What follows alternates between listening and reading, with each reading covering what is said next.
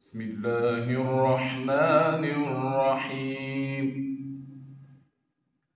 لا يستوي أصحاب النار وأصحاب الجنة.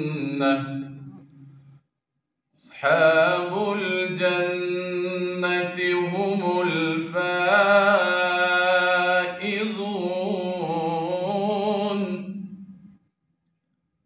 لو أنزلنا هذا القرآن على جبل لرأيته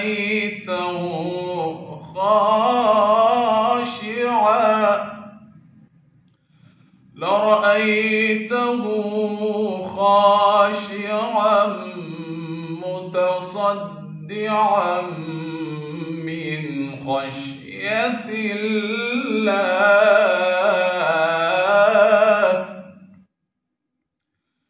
وتلك الأمثال نضربها للناس لعلهم يتفكرون.